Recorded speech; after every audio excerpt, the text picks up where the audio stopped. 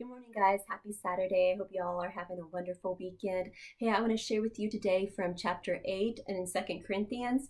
And what Paul is doing is he's addressing the Corinthians about a gift that they had promised to give that got forgotten. I guess circumstances had come up and things that were happening in the church and it just got disregarded. And so Paul comes to them and reminds them by sharing a testimony with the Corinthians about the Macedonians. Now, a testimony can be an awesome thing. A testimony is something that should motivate us. We hear testimonies about people sharing their faith with somebody in the store, about praying for other people, giving generously like the Macedonians did.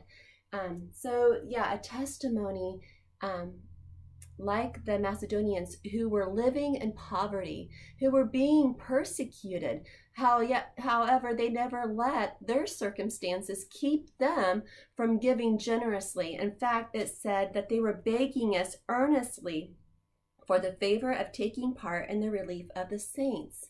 So what motivated them to want to give so freely, so generously, even though they were being persecuted? And they had reason, you would think living in poverty, they should be given the relief from not having to give so generously, or even be asked to give. Maybe they weren't being asked. Maybe they just said, please let us give, let us be a part of this. Because they, if you go back into Tuesday's reading, they were compelled by the love of Christ. Paul was saying this in chapter 5 of 2 Corinthians, for the love of Christ controls us, because we have concluded this, that the one has died for all, therefore all has died. When we believe that Christ loves us and that he died for us, then we can believe and live a life of, it's no longer us who lives. It actually says that in Galatians 2:20, I have been crucified with Christ. It is no longer I who live, but Christ who lives in me. And the life I live in the flesh, I live by faith in Christ Jesus, who loved me and gave himself for me. So the Macedonians could give freely because they were living in a place where they were compelled by the love of God, because they believed what Jesus had done for them. And so if we can have this belief in ourselves, we can live in a life of a generous state.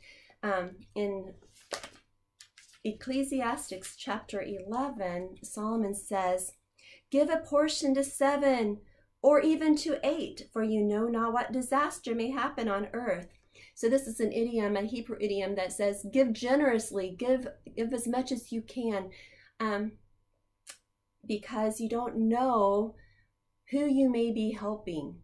And it goes on, it says, if the clouds are full of rain, they empty themselves on the earth. It's a natural flow of things, that when you give, when you are freely given blessings and grace from God, it should be a natural flow of things to want to give generously out. So yeah, guys, I just hope you're having a wonderful day. I hope you have a great rest of your weekend, and looking forward to seeing you soon. And God bless.